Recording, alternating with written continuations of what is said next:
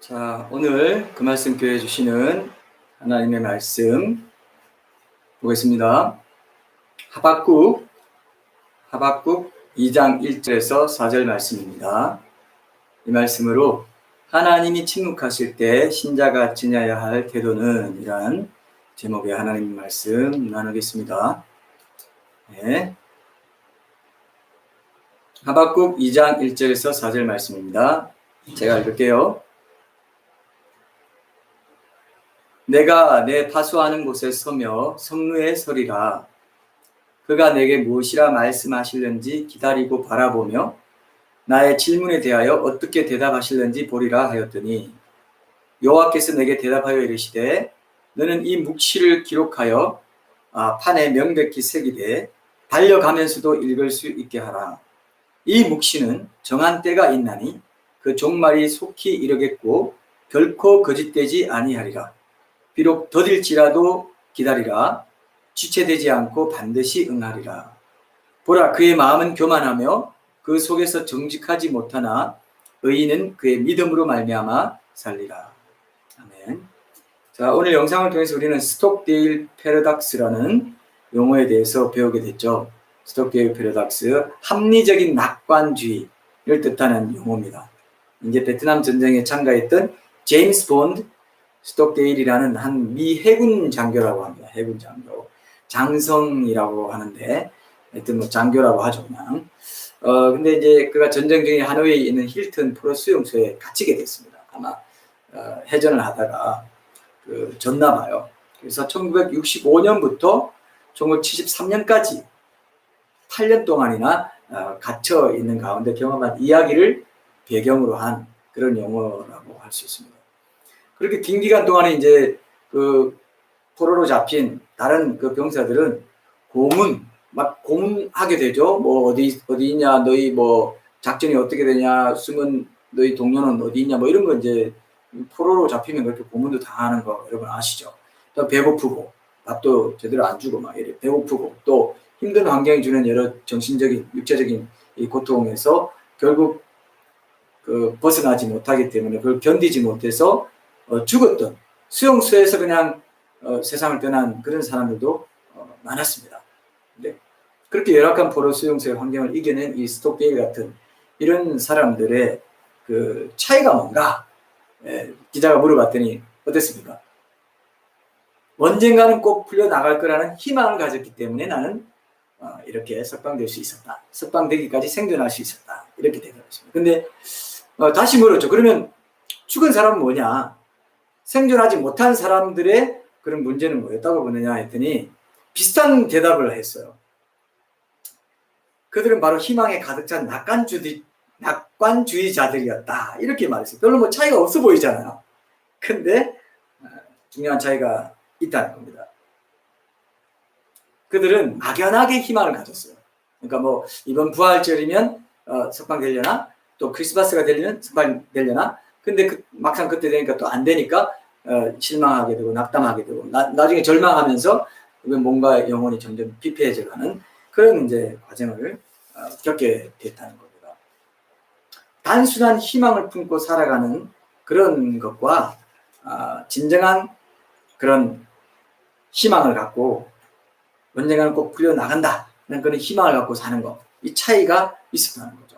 이 스톡데일 패러독스에서 중요한 개념이 아까 이제 영상에도 잠깐 나왔지만 어떤 고난이 닥쳤을 때 앞으로 잘 될 거라는 굳은 신념을 갖는 것까지는 좋아요. 신념을 가져야 됩니다. 신념을 가지되 비관적인 현실 자체를 외면하거나 없다고 생각하지 않고 그 비관적인 현실 자체는 또 냉정하게 과대평가하거나 과소평가하지 않고 있는 그대로 받아들이고 인정하는 그런 자세가 필요하다. 이게 좀 차이가 있죠. 비관적인 현실 자체를 외면하고 못 본 채하고 없다고 생각해버리고 막 그냥 무시하고 그러면서 막연히 희망적인 생각, 낙관적인, 낙천적인 생각을 갖고는 그런 힘든 환경을 이겨낼 수가 없다는 겁니다. 대책 없이 긍정적인 것은 오히려 독이 된다 이런 말도 있었는데 근거 없는 낙관주의는 결과적으로는 비관주의와도 크게 다를 바가 없지 않겠는가 이런 생각도 저는 들었습니다. 그래서 합리적인 낙관주의 이거를 다른 말로 하면은 오히려 일종의 현실주의라고도 할 수 있는 그런 말이 아닐까 생각됩니다. 현실에 대해서 냉정하게 생각하면서 동시에 근거 없는 희망에 빠지지도 않는 태도. 그러니까 스톡데일처럼 수용소, 프로 수용소에서 생존해 놓은 사람들이 바로 이런 생각을 했던 겁니다. 이제 다른 자료를 제가 좀 찾아보니까 당시 사람들이 이런 생각을 했다고 합니다. 미군은 강하다. 그러나 이 전쟁은 쉽게 끝나지 않을 것이다. 우리 같은 정예 부대가 이렇게 잡힌 것만 봐도 알 수 있지 않나. 그러니까 이 전쟁은 오래 갈 것이고 우리가 집으로 돌아가기까지는 현실적으로 상당히 시간이 필요하다. 이런 생각을 했다는 거예요. 현실적인 여건에 대해서도 냉정한 그런 관점을 갖고 안목을 갖고 현실적으로 이렇게 잘 버텨야 되겠다. 이런 생각을 하면서 희망을 가졌다는 것입니다. 근거 있는 희망을 가졌다는 거죠. 현실을 냉정하게 바라보는 그런 안목과 미래에 대한 희망. 이걸 적절하게 잘 조화롭게 어우러지게 그렇게 가졌던 그 병사들이 나중에 생존할 수 있었다. 끝까지. 네. 그러면서 이들이 이렇게 생각했다고 합니다. 자기를 적진에 그냥 내버려 두지 않을 나라가 바로 우리 조국 미국이다. 이런 생각을 했다는 거예요. 믿음의 대상에 대한 그런 신뢰와 지식이 있었다는 겁니다. 이게 이제 중요합니다. 이게 이제 우리 오늘 본문하고 관계 있는데요. 그 조국의 존재를 굳게 신뢰하는 그런 지식 가운데 소망을 갖고 있었기 때문에 감옥 생활의 어려움을 잘 이겨낼 수 있었다 이겁니다. 이게 바로 하박국 오늘 우리가 읽었던 하박국 2장 1절에서 4절에 나오는 이 믿음하고도 닮은 데가 있어요. 비슷한 특징을 가지고 있습니다. 믿음의 대상에 대한 그런 신뢰가 분명한 근거 있는 지식에 따라 자기 삶에 충실한 그 태도가 요구되는 그런 믿음이 오늘 본문을 통해서 하나님께서 모든 의인들에게 요구하시는 믿음이라는 거예요. 그래서 이번 이 하박국 요거는 이제 좀 미니 시리즈로 한 3주 정도 제가 살펴보려고 하는데 이 1절에서 4절까지 우리가 다 다루고 나면은 여러분 제2의 종교개혁을 경험하게 될 거라고 생각합니다. 믿음이란 게 이게 그냥 믿는다 하는 게 단순한 게 아니구나. 굉장히 심오한 뜻을 갖고 구약과 신약 성경 전체로 봤을 때 굉장히 심한 의미를 갖고 있고 그것이 왜 이런 하나님께서 왜 행함 있는 믿음 이런 것들을 구약과 신약 전체에 걸쳐서 일관되게 강조하고 있는지 그것이 구원을 이루는 삶과 어떻게 연결되는지 그것이 의인으로 인정받는 삶과 어떻게 연결되는지 이런 것들을 여러분 알게 되실 거예요. 굉장히 중요한 설교 시리즈가 되리라 생각합니다. 그래서 이거 끝나고 이제 7문7답 들어갈 텐데 7문7답 시리즈 하기 전에 믿음에 대해서 개신교가 성경에서 말하는 그 믿음에 대해서 어떻게 이해해야 되는지 또 잘못 이해한 것은 무엇인지 이런 것들을 우리가 이번 기회에 확실하게 아주 도장을 딱 찍고 넘어가려고 합니다. 왜냐하면 의인은 그의 믿음으로 말미암아 살리라 이 한 구절 때문에 종교개혁이 일어났거든요. 이 전에 어떤 맥락에서 이 얘기가 있고 그 후에 또 어떤 맥락이 이어지고 있는지 이런 것들 또 결론은 어떻게 맺어지고 있는 그 결론이 이 믿음으로 말미암아 살리라와 어떻게 연결되는 이런 것들을 하박국 전체를 조망하면서 이번에 이 시리즈를 잘 소화하시면은 여러분들의 신앙생활에 아주 획기적인 그런 변화의 그 출발점을 가지게 될 거라고 생각합니다. 여러분 기대되십니까? 예, 기대를 좀 하셔야 돼요. 제가 그때 그랬잖아요. 예배 때 기대를 해야 은혜를 받게 된다고. 예배 때 굉장히 중요한 순서 중에 하나가 설교잖아요. 설교에 대한 기대가 있고 기도하면서 기대하면서 참여하는 분들은 이 시리즈를 통해서 평생에 잊지 못할 중요한 그런 믿음의 진리, 믿음의 원리를 붙잡게 되시리라 생각합니다. 성경에 있는 그대로 말할 거기 때문에 근거 없이 우리는 얘기하지 않는 거 잘 아시죠? 그 부분을 좀 봤습니다. 오늘은 이제 좀 서론적으로 이제 하박국 1장 내용도 좀 같이 보면서 기독교에서 쉽게 오해하는 그 믿음, 믿음에 대해서 오해하는 부분이 뭔지 하는 부분도 조금 살펴보면서 이제 그러한 오해로 인해서 하나님이 침묵한다고 느낄 때 신자가 마땅히 지녀야 할 태도 한 가지 정도에 대해서 먼저 나누고요. 이어서 이제 이 본문이 가지고 있는 중요한 주제들을 차례대로 좀 살펴보려고 합니다. 우선 그러면 기독교에서 중시하는 그 믿음이 아까 스톡데일 패러닥스처럼 그냥 뭐 막연한 낙관주의와 어떻게 다른가, 이런 것들을 먼저 좀 살펴보고 본문으로 들어가는 게 좋겠습니다. 그냥 모든 게 좋다는 식으로 낙관적으로만 생각하는 거, 막연한 낙관적인 그런 태도, 이거와 이 기독교의 믿음이 어떻게 다른가, 이런 것들을 여러분들이 좀 생각해 보셔야 됩니다. 모든 게 잘 될 거니까 나는 그냥 믿기만 하면 돼, 이런 생각 실제로 여러분 주위에 아는 사람 있죠? 이런 어떤 긍정적인 거, 잘 될 거야, 이런 식으로만 생각하는 게 기독교의 믿음이라고 생각할 수가 있어요. 그런 적절한 믿음의 정의에 해당된다고 볼 수가 없어요. 주변에 보면 이런 매사에 긍정적인 사고방식을 잘 유지하는 게 기독교의 믿음인 것처럼 오해하는 사람들이 있습니다. 실제로 스트레스가 많은 상황에서 모든 게 괜찮을 테니까 그냥 긴장하지 말고 마음 편하게 살자, 뭐 이런 거, 이런 게 좋은 믿음인 것처럼 생각할 수 있죠. 여러분도 뭐 간혹 이런 생각을 해보셨을 거라고 생각합니다. 진정한 근데 그리스도인의 믿음은 바로 이런 그 자유로운 낙천주의를 요구한다, 이렇게 생각하지 않아요. 자유로운 낙천주의, 얼마나 내가 자유롭게 낙관적인 그런 안목을 갖고 그런 가치관을 갖고 사느냐가 믿음이 좋고 나쁘고의 척도가 아니라는 것입니다. 무슨 일이 있더라도 긴장하지 않고 긍정적인 사고방식을 유지하려면은 진짜 감정은 좀 속이고 숨기고 부정하고 인형 같은 웃음을 지으면서 모든 게 문제 없다는 그런 식의 모습을 유지해야 된다, 이렇게 생각하기 쉬워요. 세상 사람들도 믿음을 좀 이런 식으로 생각하는 경향이 있기 때문에 여러분 기독교인이 등장하는 어떤 영화 같은 걸 보면은 항상 그 기독교인은 이렇게 풍자하고 비꼬고 하는 주제가 많이 나오기 때문에 그 기독교인은 꼭 이런 모습을 가지고 있어요. 실제 생활에서는 뭐 마음대로 살고 막 자기 뭐 부정도 지지고 하면서 사람들 앞에서 또 교회에서 막 성가대 지휘하고 이런 그런 자리에서는 웃으면서 인형처럼, 그런 거 보셨죠? 그런 영화 있습니다. 그럼 항상 기독교인이 그런 식으로 나와요. 세상 사람도 믿음에 대해서 잘 모르는 거예요. 그러니까 기독교인도 잘 모르는 분들이 꽤 많고 그냥 이렇게 삶과 괴리된 어떤 그런 모습으로 믿음이라는 어떤 특정 카테고리 안에, 어떤 믿음을 특정 카테고리 안에 가두어둔 그런 모습. 그래서 내가 삶은 이래도 믿음이라는 그 특정 카테고리를 내가 취하고 그런 외형을 취하면 난 믿음대로 사는 것, 난 믿음을 가진 사람인 것처럼 대우받는다, 이런 생각을 이제 하고 있는 거예요. 이걸 이제 이번에 우리가 완전히 좀 깨뜨릴 수 있는, 그런 오해를 깨뜨릴 수 있는 시간이 됐으면 좋겠습니다.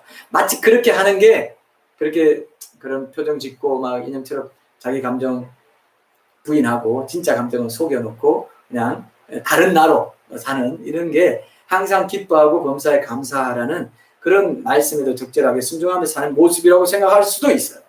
그러니까 뭐 기뻐라 했잖아, 감사라 했잖아, 그 표정도 그렇게 짓고 이렇게 할 수가 있어요. 때로는 이제 내가 먼저 기뻐하고 감사할 수 없는 상황에서 감사하고 하는, 먼저 입으로 고백하고, 이건 또 다른 의미의 믿음 있죠. 그러나 지금 말하는 의미에서의 그 믿음에서 나온 기뻐하고 감사하는 모습과는 차원이 다른 것이죠. 그래서 이런 막연한 낙관주의는 잘 생각해보면 그냥 현실을 부정해버리고 손쉽게 자기를 속이는 그런 일에 지나지 않은 비현실적인 태도가 될 수가 있어요. 비현실적인 태도를 믿음이라고 생각하는 사람들이 많아요. 와, 믿음 좋네. 아주 비현실적인 어떤 결단을 하고, 그래도 나는 무모한 결단 같은 거 있잖아요. 그런 것들 하나님은 믿음이라고 보시지 않아요. 무모한 결단을, 굉장히 무모한 결단을 한 거 가지고, 야, 그 사람 믿음 좋네. 그럼 가만 그 안을 다 문맥을 다 들여다보면, 이 사람은 기독교에서 말하는 믿음이 뭔지 모르고 그냥 무대뽀로 이런 결정을 했구나. 그냥 그러면 엄청 고생하는 거예요. 실제로 고생해요. 실제로 고생하게 돼요. 그러면서 나중에 하나님 원망하고 믿음 떠나는 사람도 있고, 이렇게 되니까 믿음이 무엇인지, 기독교에서 말하는 믿음이 무엇인지를 성경적으로 올바르게 균형 있게 이해하는 게 얼마나 중요한지 모릅니다, 여러분. 이번 기회에 그런 기준을 딱 잡게 되는 그런 시간이 되었으면 좋겠습니다. 그래서 현실을 부정하고 막연한 낙관주의에 매여 살다가 그리고 이제 믿음에 대한 이해가 제대로 안 되면 그렇게 사는 게 믿음으로 사는 건 줄 알고 살다가 나중에 모든 게 이제 실제로 잘 안 풀리게 되잖아요. 그래서 낙담하게 되잖아요. 그래서 긍정적인 태도를 더 이상 가질 수 없게 되잖아요. 그러면 이렇게 생각합니다. 아이고, 내가 참된 믿음이 있다면 이렇게 낙담하지는 않을 텐데. 이런 생각을 하게 되기도 해요. 그러니까 처음부터 낙관주의를 믿음으로 오해하고 있었던 것일 뿐인데, 그 잘못된 믿음을 바로잡을 생각을 하지 않고 오히려 한술 더 떠서 자신의 믿음 없는 모습을 자책하는 이런 해프닝이 우리 일상에서도 믿음을 오해하고 살아간다면 얼마든지 생길 수 있다. 믿음의 실체, 믿음의 그 정체성, 이런 것들에 대한 분명한 성경적 이해가 특히 더 중요한 때를 살아가고 있다고 생각합니다. 지금 마지막 때에는 특히 더 그렇습니다. 마지막 때에 그냥 뭐 믿음 인내하고 해고 어디 취해서 적당하게 살아갈 수 있는 때가 아니잖아요. 이게 믿음이구나. 이 믿음대로 살아야 이 믿음의 여정 끝에 우리 주님이 계신다. 이게 되는 거예요. 믿음의 여정인 줄 알고 갔는데 주님이 안 계셔. 그럴 수가 있습니다. 그런 찬양 가사도 있잖아요. 이 길 끝에는 우리 주님이 계셔. 네? 우리를 뭐죠 그 다음에? 맞아주시리, 그런 찬양이 있죠. 그래서 이런 비현실적인 낙관주의식 믿음에 무엇이 잘못되어 있는가? 결정적으로 잘못되어 있는 게 있는데, 그게 뭐냐면은 바로 구체적인 믿음의 대상을 전혀 염두에 두고 있지 않다는 거죠. 올바른 기독교적인 믿음은 그 믿음의 대상이신 하나님에 대한 분명한 지식과 신뢰에 기초한 것이어야 되거든요. 분명한 그 올바른 지식이 있을 때 믿음을 가지고 있고 신뢰할 수 있잖아요. 내가 그 사람 어떻게 알고 돈을 빌려줘? 이런 말 들어보셨죠? 여러분 많이 하시죠? 내가 그 사람 어떻게 알고, 그 사람 뭘 보고 내가 뭐 결혼을 하냐? 그 사람 뭘 보고 내 딸을 줄 거냐? 뭐 이런 말도 하고, 돈을 빌려줄 거냐? 그 사람 뭐, 내가 그 사람 뭐 언제부터 봤다고? 이런 말 있죠. 언제부터 봤다고? 네? 동업을 하냐? 못 믿어. 지식과 믿음은 결부돼 있어. 지식이 있을 때 믿음이 생기는 겁니다. 경험을 했다. 경험도 일종의 지식인 거죠. 그래서 하나님에 대해서도 마찬가지예요. 하나님에 대한 올바른 지식을 가질 때, 내 백성이 지식이 없으면 망한다는 말이 다 연결되는 말씀인데, 하나님에 대한 지식을 올바로 가질 때 올바른 믿음을 갖게 된다는 거예요. 믿음은 그저 믿습니다, 이게 믿음이 아니에요. 무조건 무대포 믿음이 아니라는 거예요. 그래서 그 낙관주의, 막연한 낙관주의는 아까 그랬잖아요. 아까 스탁데일 그 패러닥스에서 어땠습니까? 미국은 그런 나라가 아니야.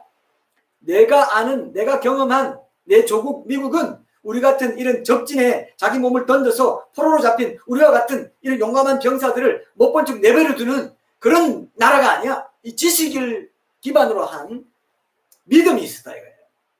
그 믿음을 가지고 근거 있는 희망을 갖고 그 어려운 상황을 이겨낼 수 있는 그런 믿음을 발휘할 수 있었다. 이렇게 연결된다는 겁니다.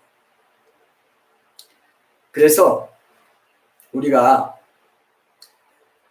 이런 믿음을 가질 때, 지식에 기반한 믿음을 가질 때 현실적인 믿음을 갖게 되고, 항상 기뻐하고 범사에 감사할 수 있는 것도 그렇게 할 수 있을 만큼 하나님이 신실하신 분이기 때문에 가능한 것이지, 단순히 긍정적인 낙관적인 태도로만 그렇게 진실되게 그렇게 감사하고 기뻐할 수 있느냐? 그렇게 할 수 없다는 겁니다. 하나님께서 현실적으로 살아계신 신실한 분이시기 때문에 우리가 갖는 믿음도 현실적인 믿음이 될 수 있다. 저는 그렇게 생각해요. 현실적으로 신실하시고 살아계신 분이기 때문에 우리가 갖는 믿음도 현실적인 것이 되고, 우리가 어려운 상황 속에 기뻐할 수 없는 상황 속에서 기뻐하는 것이 현실적인 믿음의 태도가 된다는 겁니다. 감사할 수 없는 상황에서 감사할 때 현실적인 믿음의 태도가 될 수 있는 이유는 뭐냐? 그 믿음의 대상, 내가 기뻐할 수 없는 데도 기뻐할 수 있는 이유는 이 모든 상황을 주관하시는 하나님이 내가 신뢰하고, 하나님이 어떤 분이신가를 내가 아는 그 믿음에 기초한 신뢰를 내가 갖고 있기 때문이다. 거기서 속에서부터 우러나는 기쁨과 감사로 하나님께 그 믿음으로 반응을 보여드리는 거예요. 그게 우리의 예배예요. 하나님의 하나님 되심을 인정해 드리는 겁니다. 이 상황에서 나는 이해할 수 없지만 주님이 이 상황을 주관하고 계시고 컨트롤하고 계심을 믿습니다. 외국 찬양에 보면은 컨트롤, 하나님께서 컨트롤하고 계시다, 이런 가사가 꽤 있더라고요. 제가 보니까 컨트롤, 이걸 굉장히 중시하는 그런 가사들이 있어요. 전 참 그 은혜롭게 생각하는데요. 컨트롤하고 있다 이거예요. 이거 컨트롤 안 돼? 하나님 컨트롤 안 됐네? 이거 컨트롤 안 하시네? 하나님 부재. 하나님 안 믿는 거예요. 그게 믿음이 없는 거예요. 지식이 없는 거죠. 하나님 그 상황에서도 신실하게 컨트롤하고 계시고 이 상황조차도 사용하셔서 합력하여 선을 이루시는 분이다라는 지식에 근거한 올바른 성경적인 지식에 근거한 믿음을 가질 때 우리가 진정한 낙관주의, 진정한 낙천성, 진정한 긍정적인 믿음을 가질 수 있는 건데 그렇게 현실적인 믿음을 가질 수 있는 건데 그렇지 않으니까 비현실적인 낙관주의에 빠져버린 것이 마치 믿음이 굉장히 좋은 것처럼 그렇게 여러분 오해하고 살아오신 분들도 없잖아. 있을 거라고 생각해요. 주위에 보면 어떤 권사님, 어떤 집사님, 장로님, 지금 돌아보니까 그런 믿음을 가졌었구나. 그래서 나중에 막 낙마하고 잘못되면 그런 사람 집 떠나버려요. 집을 떠나는 게 아니라 교회 떠나버려요. 신앙 떠나버려요. 잘못된 믿음을 갖고 그게 믿음인 줄 알고 붙잡고 왔기 때문에. 이런 부분들을 우리가 깊이 생각을 해야 된다고 믿습니다. 그래서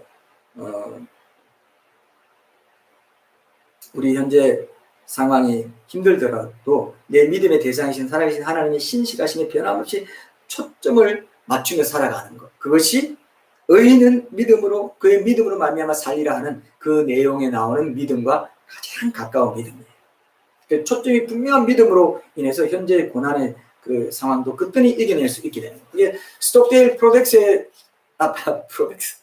패러닥스에 나오는 그 포로 병사들의 믿음이기도 하지만 바로 그와 비슷한 상황에서 믿음의 대상이신 하나님을 굳게 신뢰하고 자신의 주변에 일어나는 힘겨운 상황을 이겨내야 했던 그런 스톡데일 같은 인물이 또 한 사람 있었는데 그가 바로 오늘 우리가 함께 읽은 이 하박국서를 쓴 하박국 선지자라는 것입니다.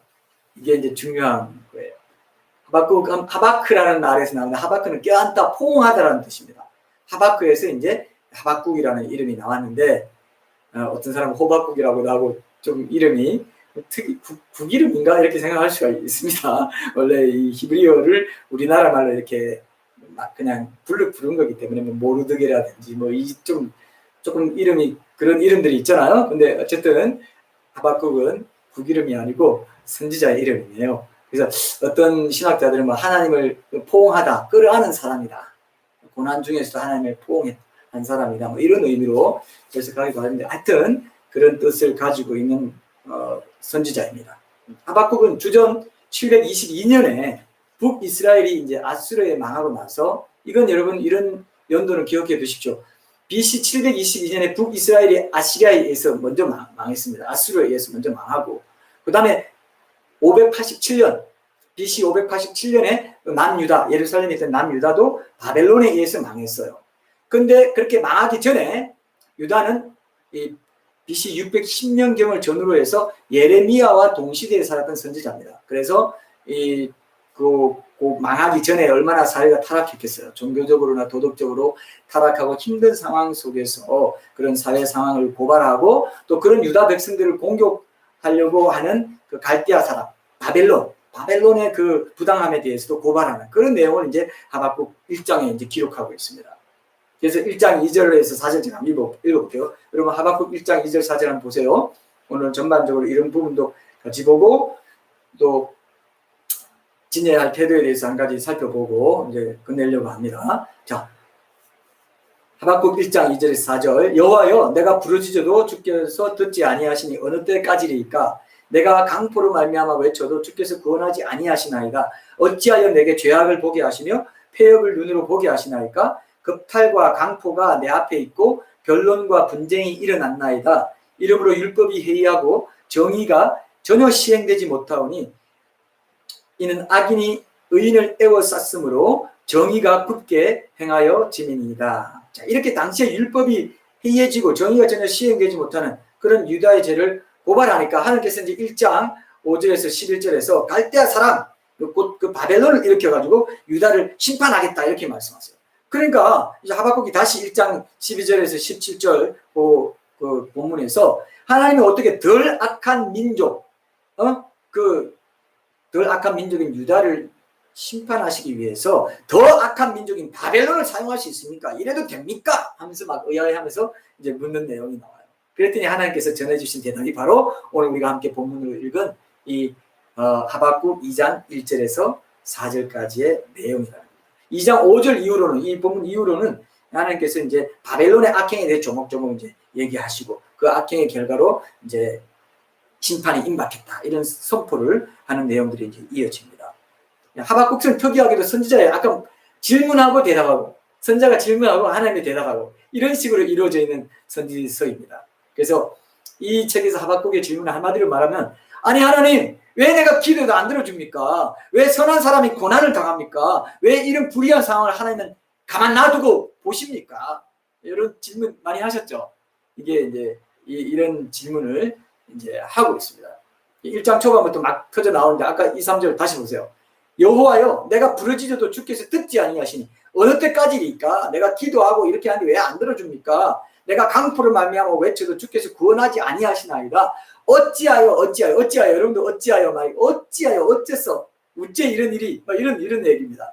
어찌하여 내게 죄악을 보게 하시며 패역을 눈으로 보게 하시나이까? 겁탈과 강포가 내 앞에 있고 변론과 분쟁이 일어났나이다. 하나님이 선하시다면 왜 우리 주변에 이렇게 부당한 일들을 목도하게 되는데 이런 일들이 벌어지게 그냥 가만 놔두시나? 이게 이제 기독교 변증에서 굉장히 중요한 주제인데 그 신정론이라고 해요. 하나님이 선하시다면 왜 이런 일이 생기나? 이런 내용이죠. 다 여러분들 개인사적으로나 사회적으로나 뭐 모든 면에서 이런 얘기를 많이 하죠. 이게 신정론이라고 해서 굉장히 그 중요한 주제에 해당합니다. 근데 하나님은 성경에서 주로 아니 왜 이런 일이 일어납니까 하는 데는 대답을 안 하세요. 여러분 이런 얘기 들어보셨죠? 예, 그냥 다만 자신에게 주어진 각각의 상황을 있는 그대로 인정하면서 어떻게 why에는 대답 안 하시고 how에만 대답하세요. 어떻게 그 상황을 풀어나갈 건가? 자신뿐만 아니라 그 상황에서 고난받는 그런 다른 사람들과 어떻게 함께 할 건가? 이런 문제. 그러니까 어떻게의 문제에 대해서만 주로 대답을 해 주시는 것을 이제 성경에서도 볼 수 있어요. 고난의 이유에 대한 설명보다는 고난 가운데서 어떻게 실제로 대처해 나갈 건가? 이걸 알려주시는 데 관심이 많다는 겁니다. 여러분 인생에서도 그런 게 많을 거예요. 그 왜에 대한 대답을 안 해주실 때가 많고 오래 걸립니다. 근데 어떻게에 대한 거는 즉각 바로바로 말씀을 통해서나 설교를 통해서 계속해서 알려주는 건 어떻게에 대한 대답이에요. 왜에 대한 대답을 너무 집착하다 보면 무신론자가 될 수가 있어요.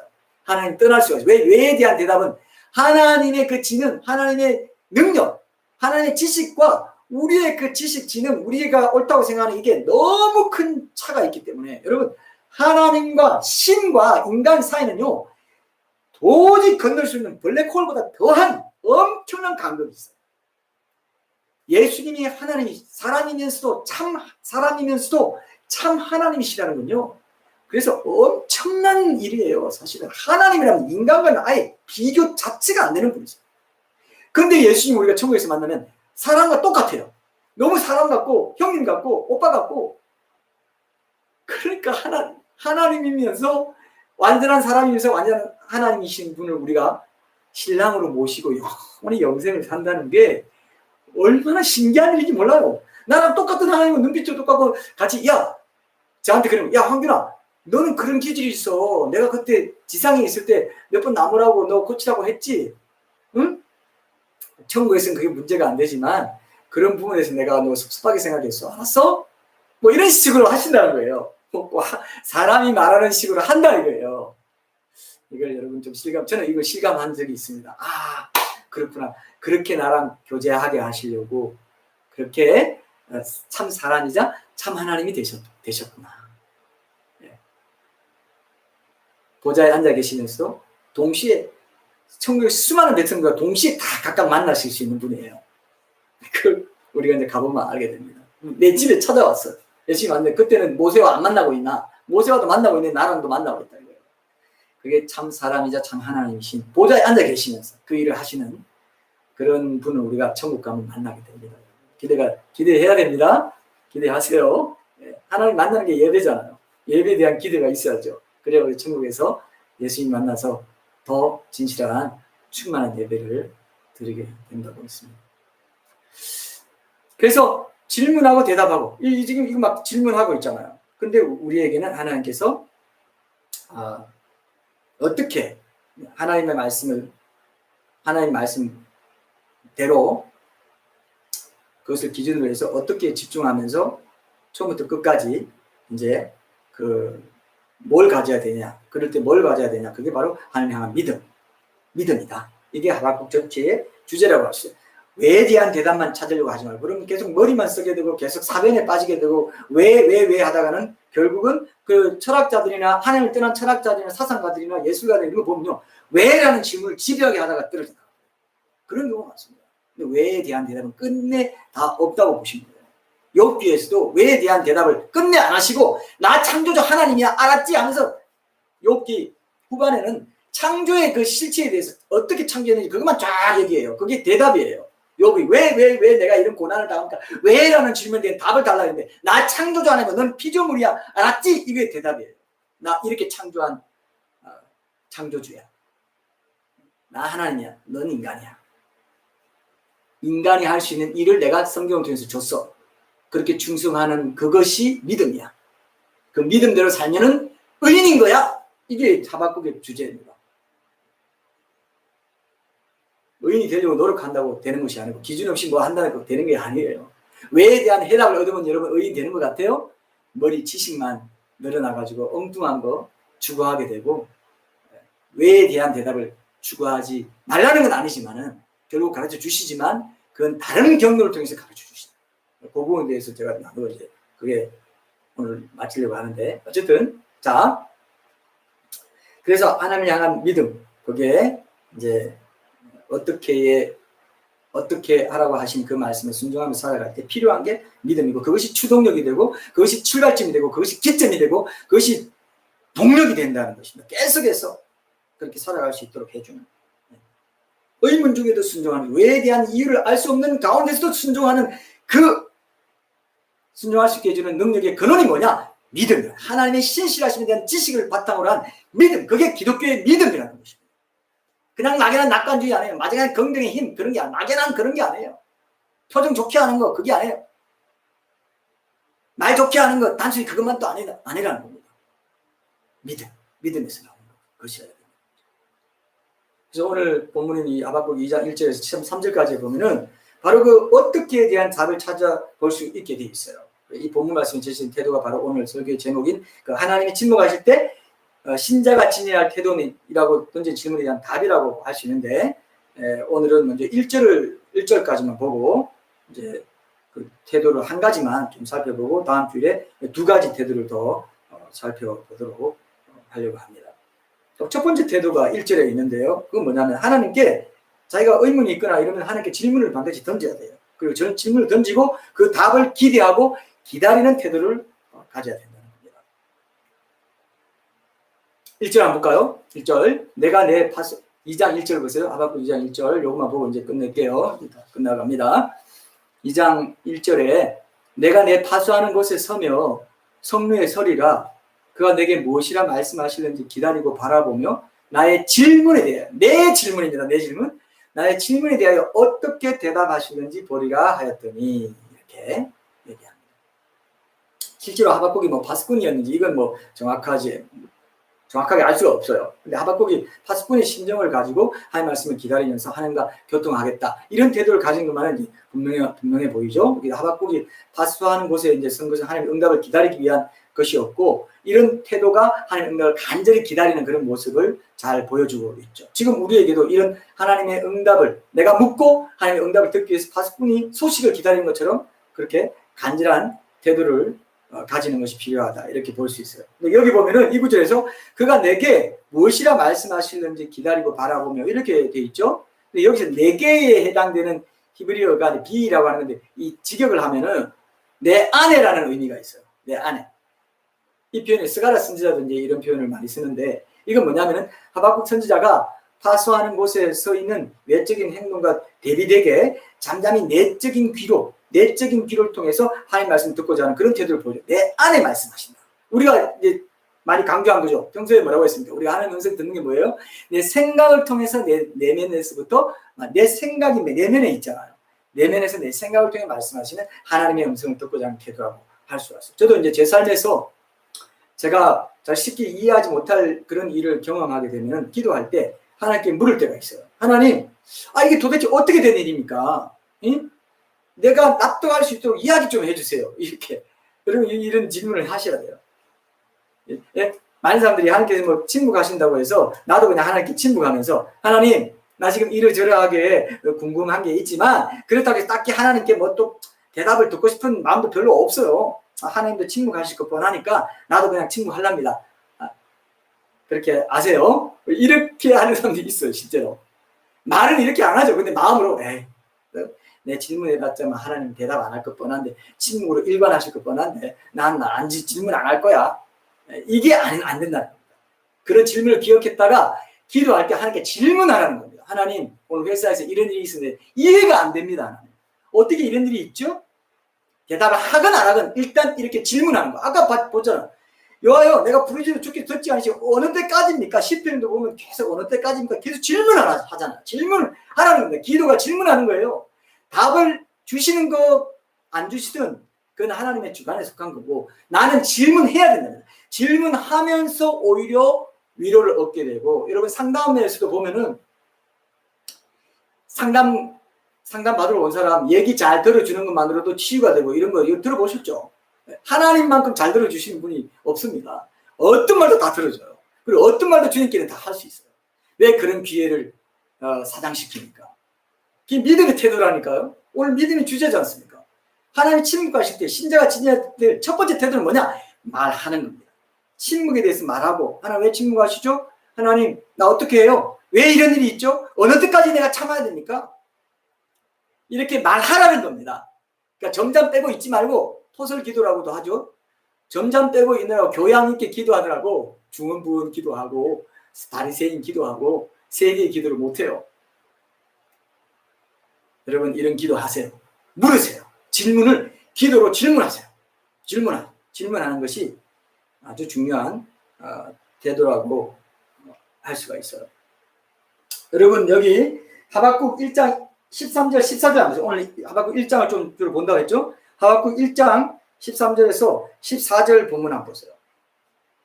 여기서도 하박국은 자기 의문을 아주 적나라하고 아주 솔직하게 질문하는 모습을 보여주고 있습니다. 제가 읽어볼게요. 하박국 1장 13절 14절 주께서는 눈이 정결하심으로 악을 참아보지 못하시며 폐역을 참아보지 못하시거늘 어찌하여 거짓된 자들을 반관하시며 악인이 자기보다 의로운 사람을 삼키는데도 잠잠하시나이까?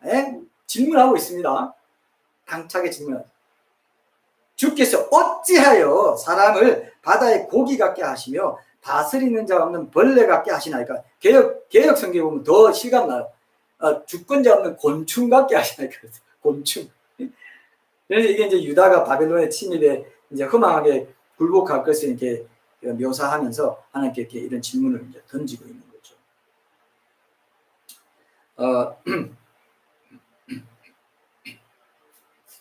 근데 우리는 어때요? 뭐 세상에서 일어나는 일 이렇게 보면서 세상의 권력, 세상의 어떤 타락상 이런 걸 보면서 하나님께 질문해서 뭐해? 그냥 세상 뜻대로 하나님 섭리대로 돌아가겠지 뭐 이렇게 하는 거랑 타성에 젖어서 매너리즘 그것도 매너리즘이죠. 그렇지 않고 하나님 어떻게 세상에 이런 일이 일어날 수 있죠? 주님께서 주신 선한 양심, 맑은 양심으로 봤을 때 이건 도저히 있을 수 없는 일입니다. 제가 어제 뉴스에 하나 보니까 50여 명의 탈북민들이 중국에 있다가 중국에 1년 동안 수감돼 있다가 다시 북한으로 전체 버스에 태워져서 북한 국경을 넘어 들어갔다는 소식을 들었어요. 근데 이제 미국 국무부나 이런 것들을 이런 상황을 잘 아는 이런 쪽 사역하시는 분들의 증언이 나왔어요. 우리 정부가 이들을 1년 동안 수감되어 있는 동안에 이들을 구출할 수 있는 그런 여건이 되고 기회가 있었는데도 외면해버렸다는 겁니다. 북한하고 척지면 안 좋으니까. 옛날에도 그런 게 있었잖아요. 여기 왔는데 도로 돌려보내고. 이건 왜냐하면 우리 헌법에 북한까지 우리 영토라고 되어 있고 북한 주민이 탈출하면 우리 국민으로 대우해야 된다는 그 헌법의 조항이 있어요. 그 반헌법적인 일을 그냥 해버렸다 이거예요. 그래서 저는 제 생각에 하나님 어떻게 이런 일이 있을 수 있습니까? 기도해야 된다는 것입니다. 하나님 어떻게 우리 정부가 자국민을 이렇게 사지에 보낼 수가 있습니까? 그들이 가서 어떻게 된 줄 아세요? 처형당하거나 성폭행 당하거나 그 다음에 고문당하거나 이렇게 되고 평생 이제 정상적인 생활 못하는 사람으로 사지에 들어가는 건 마찬가지인데도 우리 정부가 우리 국민을 제대로 대우하지 않았다. 이렇게 된다고 했을 때 우리가 이런 질문을 해야 됩니다. 하나님, 어떻게 이런 일이 있을 수 있습니까? 그게 믿음이라는 것입니다. 하나님, 신실하신 하나님께서 신원하여 주시옵소서. 굽어 살펴주시옵소서. 이 마음이, 이 소원이 그 질문에 녹아있는 것이죠. 그게 탄원의 기도인 것이죠. 그 질문에 녹아있는 거죠. 하나님 신실하시면 내가 압니다. 내가 믿습니다. 어찌 이런 일이 있습니까? 이게 믿음의 표현이에요. 하나님 신실함에 대한 고백이에요. 어떻게 보면. 이런 질문을 여러분들도 하시는 데서 하나님이 침묵하실 때 가만히 있지 않고 아이 뭐 침묵하면 침묵하라고 그래. 뭐, 나 그냥 나대로 살래. 그건 믿음이 아니라는 겁니다. 질문하고 그 다음에 기다리라는 것입니다. 대답을 기다리는 것이죠.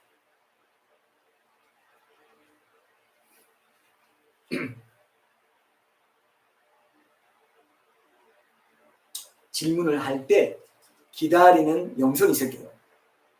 질문하지 않으면은 기다림을 통해서 얻을 수 있는 믿음의 성숙을 경험할 수가 없어요. 기다리라고 하시는 이유는 그 과정 자체가 하나님의 응답이 되는 이유는 그걸 통해서 결국 내 믿음이 성숙해지기 때문에 그렇다는 겁니다. 하나님의 신실하심을 나중에 이루어지는 것을 통해서 하나님의 신실하심을 재확인하게 되는 것도 내가 질문한 게 있기 때문에 그걸 답으로 알아볼 수가 있다는 겁니다. 질문한 게 없는 사람은 그런 걸 몰라요. 그런 게 우리 신앙생활에 다른 측면에서도 많이 있습니다. 그래서 여러분 첫 번째 태도 기억하시고 오늘 이걸로 결론을 맺겠습니다. 오늘은 여기까지 할 텐데요.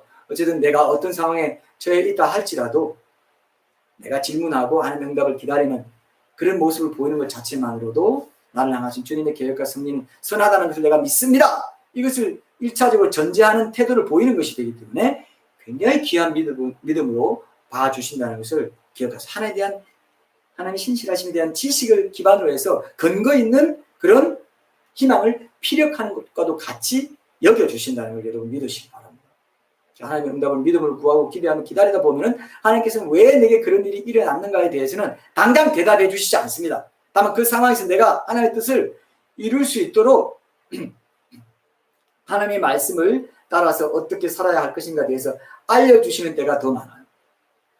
왜에 대한 대답은 안 해주시지만 왜 일어났는지 그건 얘기 안 해요. 그리고 그렇게 의문 중에도 묵묵히 순종하면서 나아갈 때 왜 그런 상황을 허락하셨는지에 대해서도 나중에 가서는 깨닫게 해주신 때가 많더라. 이건 제 경험이에요. 어떻게 집중해서 살아가다 보니까 뒤로 돌아보니까 하나님 왜 그때 그런 상황을 내게 나 그때는 이해 못해가지고 정말 괴로웠는데 어떻게 집중하면서 하나님 말씀 순종하면서 매일매일 주시는 말씀 묵상하고 붙잡고 가다 보니까 결국 왜에 대한 대답도 해주시는 때가 많더라고요. 끝내 없는 것도 있어요. 그러나 해주시는 때가 많았다. 저는 그렇게 느껴요. 그걸 제가 깨달은 적도 있고. 여러분 그런 거 없습니까? 여러분도 있을 거예요. 하나님의 신실하심은 그렇게 응답으로 우리 삶에 나타나요. 오늘 생명의 본문인 그 시편 17편 해석에서도 보니까 억울한 상황에서 하나님 앞에 아뢰는 것이 성숙한 믿음이다. 이렇게 돼 있어요. 어떻게 오늘 준비한 주제가 이렇게 똑같을 수가 있지? 오늘 말씀에서. 그래서 이거 같이 나눠야 되겠다 이런 생각을 했습니다. 자기 질문을 아뢰지 않고는 답을 구하고 기다리는 가운데 그 자체를 경험할 수 있는 믿음의 성숙 기대할 수 없다는 것. 이걸 기억하세요. 하나님께서 침묵하든 안 하든 상관없이 나는 하나님의 신실함에 의지해서 그렇게 의지한다는 표현을 하나님께 내 의문에 대해서 질문하는 기도로 나타냅니다. 주님, 이것이 나의 믿음의 표현입니다. 이게 중요합니다. 그 답을 구하고 기다리는 과정에서 믿음이 자라나게 된다는 것. 이걸 기억하시고요. 꼭 답이 없더라도 그 기다리는 과정 그 자체에서 이루어지는 믿음의 성숙을 경험하게 된다는 것. 이게 믿음의 신비예요. 그리고 하나님과 나 사이에 큰 간극이 있다는 것을 인정하는 거기서만 내가 믿음이 자라는 것을 체험할 수 있다는 거예요. 하나님과 내가 다른 존재라는 걸 인정하지 못하면 내 믿음이 안 자라요. 그냥 내 식으로 살아요. 어차피 다른 거니까. 다르지만 하나님은 이렇게 끌어올리기 위해서 하나님 닮게 하기 위해서 성경 말씀 주셨고 그 성경 말씀에 내가 순종할 수 있는 기회는 항상 주시고 있기 때문에 이 답은 항상 내게 있는 답이기 때문에 이 확실한 답을 놓고 나는 내 영적 싸움을 싸우겠습니다. 주님의 신실하심을 내 삶을 통해 입증해내겠습니다. 이게 믿음으로 사는 의인은 그의 믿음으로 살리라 할 때에 그 믿음에 아주 가까운 정의에 해당된다는 것입니다. 여러분 이것을 이해하실 수 있기를 바랍니다. 앞으로 우리가 나누는 이 하박국 이어지는 본문에서 이런 부분들도 확인하게 더 구체적으로 확실하게 확인하게 될 거고요. 기독교에서 아까 말한 제가 신정론의 문제는 이런 어떤 결국 의문 중에도 그냥 의문이 있다고 해서 그냥 손 놓고 있는 게 아니라 의문 중에도 그죠? 하나님의 신실하심을 믿고 순종하는 가운데서 풀리게 된다는 겁니다. 그걸 또 체득하게 되었어요. 개인적으로. 그래서 여러분도 이런 부분에 대한 다 간증이 있으실 텐데 이 부분을 정확히 이해하시고 믿음은 그렇게 역사하는구나.